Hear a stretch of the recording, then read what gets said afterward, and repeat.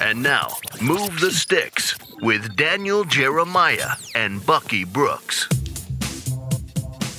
Hey everybody, what's going on? Welcome to Move the Sticks. DJ, Bucky, as we continue to preview the NFL Scouting Combine. Buck, how you doing, man? Man, I'm good, man. I love this time of year. I love where we're headed because we're going into the Combine. We get a chance to kind of really see everybody. And because there's so many names now, the underclassmen or whatever, like, you're playing catch up. Like, you're really trying to get after it. You've alluded to it on previous podcasts. Like, from the time you wake up to the time your head hits the pillow, it is all about film, notes, reports, and grades. And so I'm just excited to get a chance to get to Indy and see some of these guys run and move around and those things. And even though I won't overreact to some of the performances that we see in Indy, it will kind of help me kind of break up some of those clusters that we currently have sitting on our respective boards.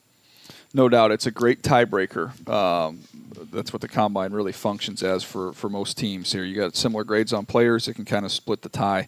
But we're going to go over wide receivers and running backs today, Buck. And at the top of the wide receivers here, I want to go through the measurables as we did on the podcast the other day on the quarterbacks. This is just based off reception. So if we look at the top 10 wide receivers by the reception category in 2019, this is the average of their numbers here. The average, they're 6'1 1/4", 208 pounds. They ran the 40 average 4.55. So, all this talk about how fast you need to be, 4.55. A 6.85 3-cone, a 36-inch vertical, and then 9 3/4 inch hands. So they've got big hands. Some of the high-end numbers here, as big as it got from that sample size, the tallest was 6'2 3/4. That would be Julio Jones. 220 pounds. That would be Julio Jones and Robinson and Allen Robinson. Both those guys at 220. The slowest 40 was a 4.71. That was Keenan Allen. The slowest 3-cone was a 7.15. That was Robert Woods. The what was that 3-cone? Best vertical, 39.5. 3-cone, Robert Woods, 7.15. Wow. So not a good 3-cone for him. Vertical, the lowest vertical was 31 inches. That was Cooper Kupp. Then we kind of get to some of the other ones here. The shortest was 5'10 3/8. That would be Julian Edelman. 195 pounds, which was also Edelman, so he's the smallest one. The fastest 40 is interesting here, Buck, with all these receptions. The fastest 40, 4.42. So nobody in the 4.3s there. 4.42, that would be DJ Moore who ran that. And the best shuttle time was a 6.62, which was also Edelman. So Edelman lacked the size, and it's a great lesson. If you lack the size, you better make up for it with your quickness. He definitely does that. And the guys with 10-plus hands, Mike Thomas 10-plus, he's 10.5. Hopkins 10. Keenan Allen 10, all those guys, big hands. They're big mitts. So, but the 40 times, when I go through it here, Buck, 4.57, 4.57, 4.71, 4.52, 4.42, 4.60, 4.62, 4.58, 4.51. So mid 4.5s, you're dancing. That's all you need, man. So, DJ, we've talked about this on numerous occasions, and we've talked about the mistakes that are made when it comes to evaluating wide receivers, opting for athletes over craftsmen. And it's not only being a craftsman, but it's how do you win your one-on-ones. When you point out 4.55, that means you're either winning because you're a superior route runner or you're a superior specimen in terms of your physicality, your toughness, your ability to win one-on-ones, 50-50 balls, combat catches. You do that because you don't have the separation, but you just muscle people. Then you talk about the big hands. 9 3/4, you're talking about some big mitts. And so what I'm seeing just in that, these are the physical guys in terms of when I talk about the physical guys. These are the guys that love contact. They kind of embrace kind of playing that box out basketball on the perimeter, and that's why they're able to win. And I think all of those guys that you talk about being the top 10 in receptions, they're the number one receivers. So your number one receiver, there's a vision for what you should look for in a number one, and that is completely different from the vertical stretch guy and the other guy. The vertical stretch guy, that is the DK Metcalf that everyone talked about. Well, hey, why didn't he go? Because he's vertical. He goes fast. We only throw to him on the go, the post, maybe the deep comeback and the deep over. That's it. Each year, we're beginning to see that wide receivers fall into certain categories, and we have to make sure that we take this deep and talented pool of receivers and make sure we drop them in the right bucket so we get them right when it comes to evaluating what they could be and what they will be at the next level. And for those wondering, that's with receptions. If you want to look at the same numbers for yards, and you say, "Oh, well, that's just they're just catch guys. They're not big play guys." Well, in terms of receiving yards for the season, the average 4.53. So it goes from 4.55 to 4.53. Not much difference there. Wow. So I thought that was quite interesting. Let's rip through some of these guys, Buck, and what you're looking for, and look forward to seeing here at the Combine with some of these wide receivers. Let's look at your top 5. NFL.com/Bucky Brooks. You can find Bucky's top 5 by position. I want you to rip through your top 5 receivers, kind of what we're looking for here. Here we go. Jerry Judy is at the top of the list, and I think there'll be some debate because I think this year, unlike any other year, man, you can kind of throw all these guys around, and depending on what you're looking for, it makes sense. Jerry Judy is my guy number one because I think he's the cleanest route runner of all of the guys. I think his ability to get in and out of his routes, his ability to kind of put some magic sauce on his routes will enable him to continue to play well at the next level. I think he's fast enough to do the things that you want to see in the vertical game. I think he's tough enough to catch the ball going over the middle. And because he's a refined route runner, I think he can be a natural number one receiver in any offense. Elite route runner. To me, the debate between Jerry Judy and CeeDee Lamb, I have Lamb one spot over. Lamb gets the edge when you talk about run after catch with the physicality. Lamb's a little bit better on the 50-50 balls. Jerry Judy's better off the line. Jerry Judy better overall route runner, creates more separation. After the catch, he's more of a slippery, elusive type. I thought Judy did have some concentration drops, Buck, which I just want to see a nice, clean combine from him catching the football. But it's whatever you want. You want somebody that's Stephon Diggs, who Jerry Judy to me reminds me a lot of a Stephon Diggs with that just polished route running. He's outstanding. CeeDee Lamb's going to be in more contested situations, which can be difficult. So that's kind of what you're looking for here stylistically. I think they're both outstanding. Yeah, they're both outstanding. CeeDee Lamb kind of reminded me a little bit of Nuke Hopkins because Nuke Hopkins doesn't have elite, what we call world-class speed. But, look, it doesn't matter. If you have guys draped all over him, he is always open because he is such a weapon. He's so comfortable winning the 50-50 balls. I think CeeDee Lamb is like that. Plus, he gives you that physical toughness that you look for in the run-after-catch part of the game. Look, both of these guys are terrific. I think it comes down to styles. What style do you want at that position? So we talked about those two guys. The next guy for me was Henry Ruggs. Henry Ruggs from Alabama is really, really interesting because he has gas, man. He can run. He can do a lot of interesting things with the ball in his hands. I like the way that he plays. It's just amazing to me that Alabama had 3 guys on the field that could just make it happen from anywhere on the field. And sometimes that can kind of dim each player's light. But when you look at Ruggs, man, I think Ruggs is not necessarily a number one receiver. I think he is a high-end number 2 receiver, meaning that you play opposite someone that's kind of that big body guy, but he brings the vertical element and some of that other stuff. He's a terrific player, a terrific prospect. We've talked about kind of the idea of reverse engineering in terms of who are the good players in a draft, and maybe asking defensive coaches to look at offensive players, ask offensive coaches to look at defensive players. And I just have a feeling if you gave this stack of receivers to defensive coordinators around the league and said, who do you not want in your division, I got a feeling Henry Ruggs would be the first person they would list. They don't want to deal with that. You don't want to have to deal with that speed, man. That's a problem. That is a problem for defenses, and he's going to be somebody. I think he's got a chance at the combine. We're going to see he's going to be 4.2 something. I think he's got a chance to get underneath John Ross. We'll see if he can get down there. He's just it's stupid. It's ridiculous speed. Yeah, it's ridiculous speed, and you're right. The reason why defensive coordinators and defensive players don't want to have to deal with a guy like Ruggs is because his speed leads to explosive plays. And we have seen how big plays impact scoring. And so when you have a guy that can produce these chunk plays, these 40-plus yard plays, at a moment's notice, it is really, really difficult. It changes the way that you have to defend them. You got to keep a safety over top. It loosens the box. And so Henry Ruggs, for a team that has a running threat, like a true running back, like the Dallas Cowboys, he would be terrific because he would stretch. He would make you pull that safety out the box, create more running lanes for Ezekiel Elliott. Look, he's a factor. He's a weapon, man. I just love watching him on tape. No doubt. Who do you got next? Leviticus Chennault from Colorado. And Leviticus is different than all of these other guys. I think what Leviticus is, I mean, look, we talk about shooters and scorers in wide receiver terms.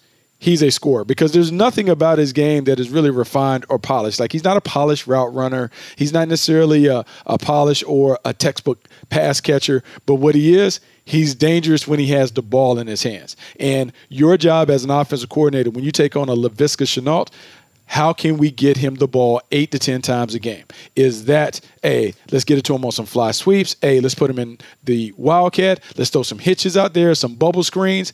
A few weeks ago, we talked about the wingback. What is the wingback, the reincarnation of the wingback after watching Deebo Samuel? When I look at Leviticus Chennault, he can do the same things that Deebo Samuel does for an offense. I agree with you. I actually wrote down, in terms of a comparison coming out of college, Demaryius Thomas, because Demaryius Thomas, we didn't know how refined he was going to be, coming out of Georgia Tech. We just knew this guy is just an athletic marvel. I mean, he's such an athletic dude. He's so big and strong and fast. You're just going to figure it out. And I think that's kind of the same theory here with Chennault.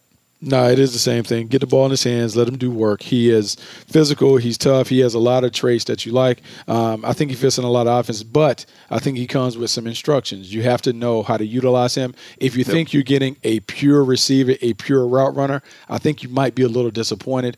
I don't think he has the skills and the tools like a Jerry Judy in terms of running routes, but I do believe he has impact potential, which is why you like him. Who you got next? T. Higgins. T. Higgins is number 5 on my list, and T. Higgins is there because he's the next big-bodied playmaker to have success. And when I talk about big body, I'm not talking about big physical body. I'm talking about a stretch. 6'4", has length, has the ability to kind of take it off the top of the backboard. You can throw those alley-oops to him along the sideline. Should be a red zone threat while also being a vertical threat.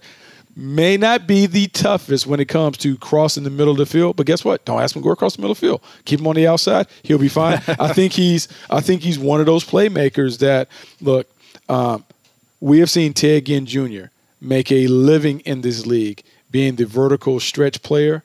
T. Higgins can do a lot of that. It gives you just a bigger package.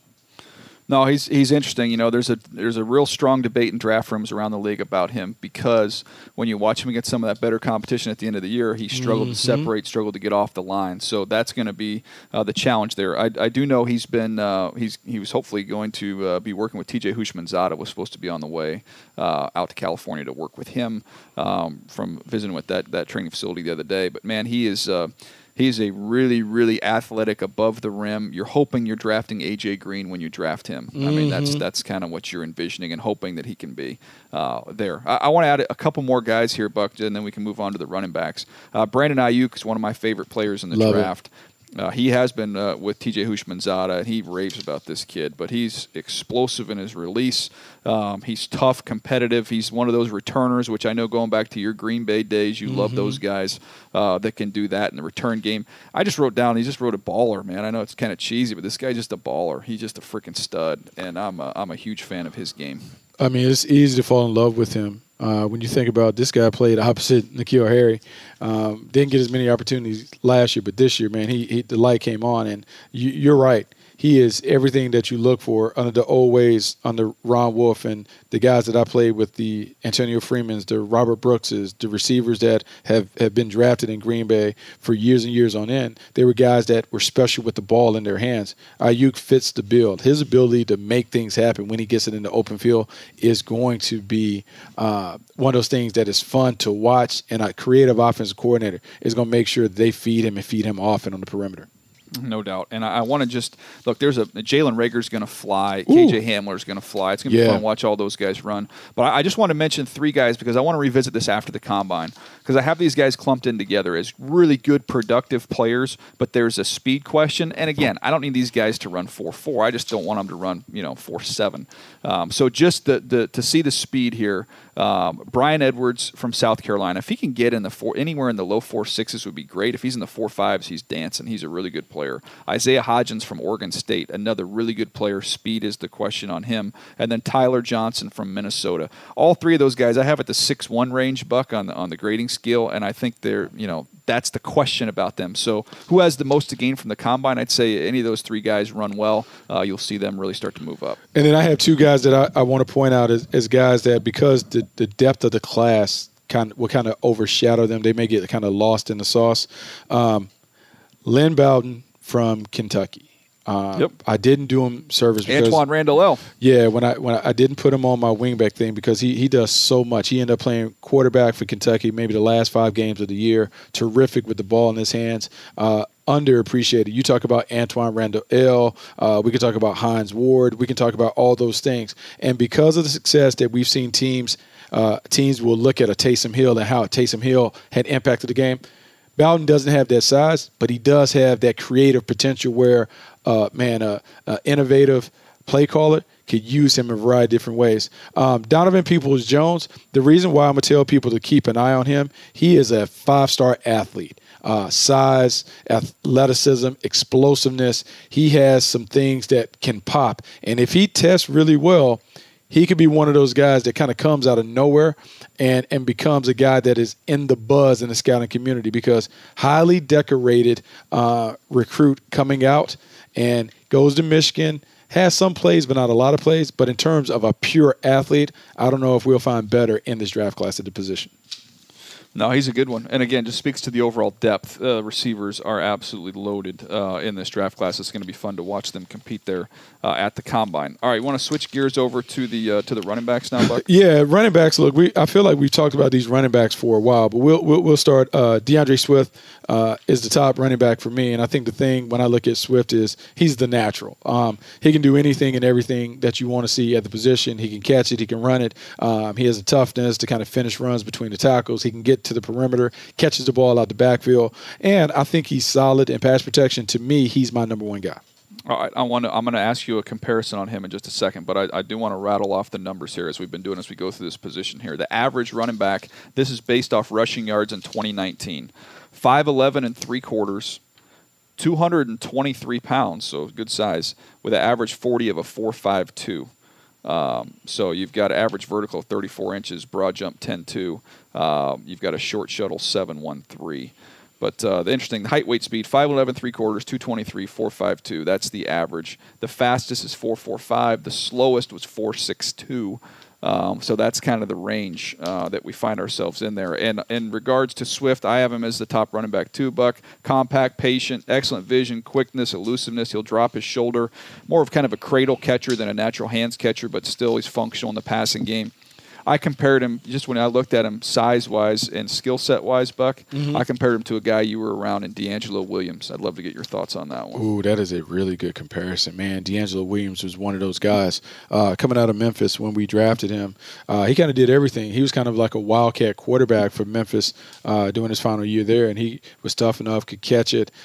Just smooth, man. Just sneaky, could chop it up like we used to always talk about it, the pitter pat. Can you see their feet just kind of dance around or whatever? He has that. Now, when I look at Deandre Swift, man, he has that pitter pat to get in and out of holes and make breaks and make these jump cuts and all this stuff. He can sequence it and put it together. He's impressive. All right, who we got next? Let's go Edward Salar from LSU. Oh, now we're talking. Yeah, Edward Salar to me is really, really impressive, man. DJ, I think this is kind of underreported. He had 50 receptions, 50-plus receptions his final season at LSU. The way the game is trending, if you have a running back that can catch the ball out the backfield, it gives you a chance to have a true 3-down running back. He has that. He's not going to light it up. And so I'm glad that you put those numbers out, 4.52, because, man, I think he may be 4.58, 4.59, maybe 4.62, but it doesn't matter to me. When I look at him, I think of the young Frank Gore that played in San Francisco. Frank Gore that toted the rock and was physical and was tough and was amongst the top rushers in the league while also catching the ball out the backfield. That's what I see when I see Edwards-Helaire. Can I give you my 2 comps here, Buck? Because I was proud of myself on these 2 comps. All right. Old school, he's Priest Holmes. Ooh. That's who he reminds me of. I have a chance to see him a lot in Baltimore. He had already left, but he was in Kansas City, and we were both really good teams during that time period, and he's a problem. But same body type, same value in the passing game, just guys you can't get on the ground with their strength. And then the other one that I put down is a guy that I see every week doing the Charger games, and that's Austin Eckler. With how they use him in the passing game, you can do the same exact thing with this kid. He is short, compact. His football intelligence is off the charts. Awareness and pass pro. Catch the ball. You can line him up anywhere. Incredible leg drive, break tackles. Talked to Joe Burrow the other day. I think I mentioned this. I said, man, you're at Ohio State. You're at LSU. Who's the best player you've ever been around? Who's the best teammate you've had? Who would you take with you? Who's the guy? He said, Clyde Edwards-Helaire is the best football player I've ever played with. Wow. And he did not stutter. Wow.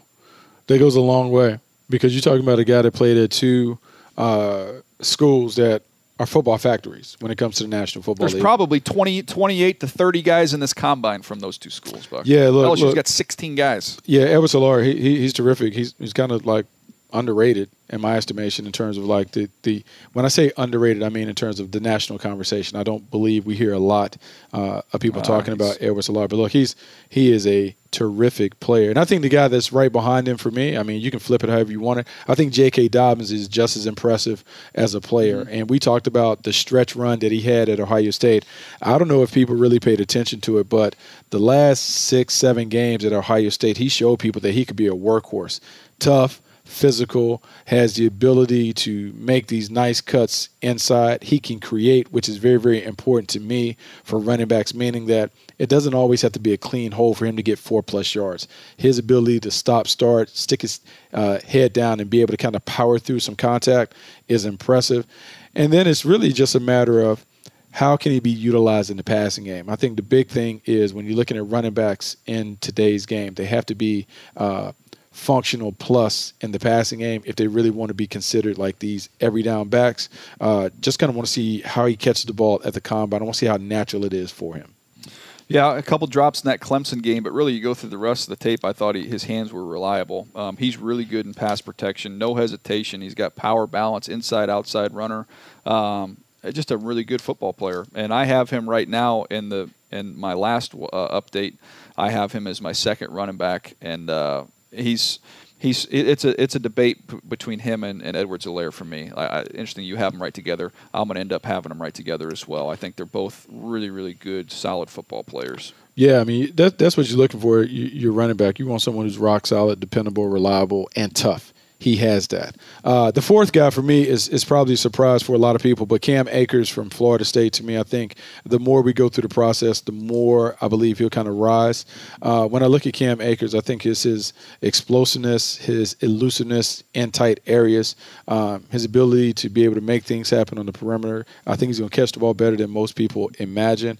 He's just a really, really good football player. I think he kind of got lost in the muck that was Florida State football, but this is what I believe a pro running back. He plays it like a pro, and I think he's going to have a tremendous amount of success in the league. We talked about it when we did our tiers with running backs the other day. I mean, he's up there. He's up there in that tier. He's somebody you're going to hear. The buzz will build. The buzz will build as we get to the combine. As more people start to really do their homework and watch this kid, he's big time. He is a big time talent. And to the point where I wouldn't be shocked if when it's all said and done, Cam Akers was the second running back picked. Like, it would not shock me at all if he ended up in that range. He's got that type of ability. You'd see him do the Wildcat stuff, Buck. Play quarterback in high school, man. Power, downhill.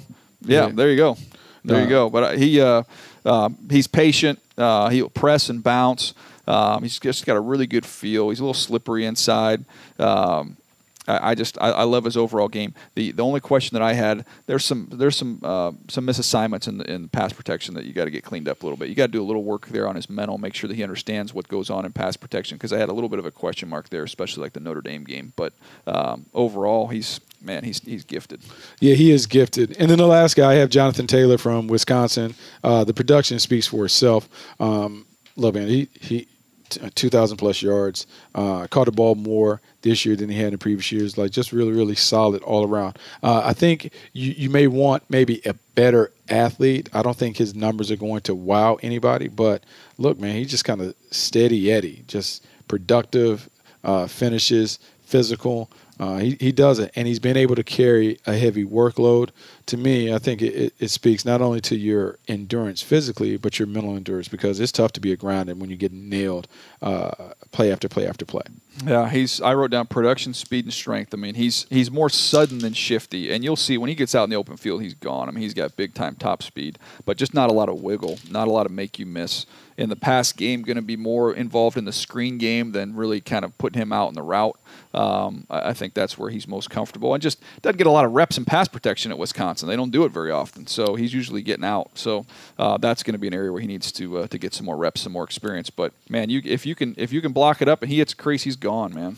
Yeah, no, he is, and it'll be fun to watch. But DJ, we've talked about the running backs, and people have been so successful being able to find guys outside of those upper stages. I kind of want to touch on some of the guys that I like that won't be day one or even maybe day two picks. The first guy that stands out to me is Zach Moss, running back from Utah, and he's just a pro, man. I just wrote down in my notes, I was like, man, this is a pro running back. From the way that he toasts the rock, the way that he finishes runs, the physicality and toughness that he displays when he's playing against Pac-12 opponents, catching it out the backfield. There's not much that he can't do. And so I just believe he fits. And if you're one of those teams that kind of subscribes to the theory, hey, man, we will pick and choose later on. We'll wait to day 3 or the 4th round to kind of find our running back. Man, if I was doing that, I have stars all around Zach Moss, because he is someone that I think will go outside the first round, but could be, man, a 1,300-yard back for a team.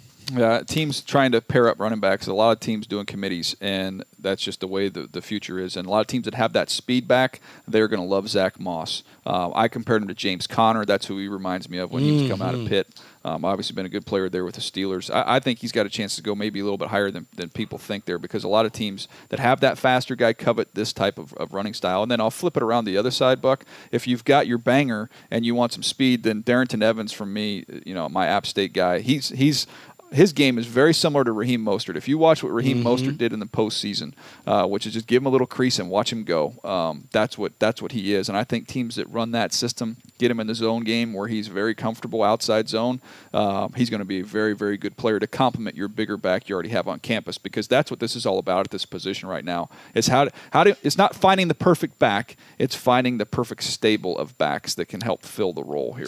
Yeah, and that's it, because like when we get to the stages, like, and that's the reason we talk about the separation and the tiers when we were having a conversation the other day. Like those tier 1, maybe tier 2 guys, they're kind of your 3-down backs. These other guys are complementary pieces that you're putting into a bigger part of the puzzle. And there's some guys. You talked about J.J. Taylor the other day from Arizona, being a guy that intrigues you because of, man, he has some juice. He has some big-time talent. I like a guy like a Keyshawn Vaughn from Vanderbilt. Does a little bit of everything. Not quite sure if he can be the number 1, but I certainly believe he can fit and contribute as part of a rotation. A guy that, look, I watched him play a few times in Miami, DJ Dallas. Don't know necessarily where he fits, but man, really good football player. And I think you can't go wrong going after good football players. He's a really, really good football player. The thing is, with all of these running backs, there are so many of them that it impacts your draft value. Yep. There are a zillion of them. A.J. Dillon's a home run hitter from Boston College. He's 240-plus pounds, but he's got good speed. Not a lot of wiggle there with him. We talked about Josh Kelly, who you loved at the Senior Bowl. Antonio Gibson can be that wingback that we've talked about. Does a lot of things there at Memphis. I mean, the list goes on and on. It's whatever flavor you want, man. Those two positions, the wide receiver position and the running back position, if you have a need, you're going to enjoy this combine, because there's going to be a lot of guys that can help your football team. Yeah, a lot of guys that can be productive, a lot of guys that can contribute and help right away. Should be fun, man. I'm really excited. I'm looking forward to kind of seeing all these guys. Skill guys get a chance to perform early on in prime time. Should be a lot of fun.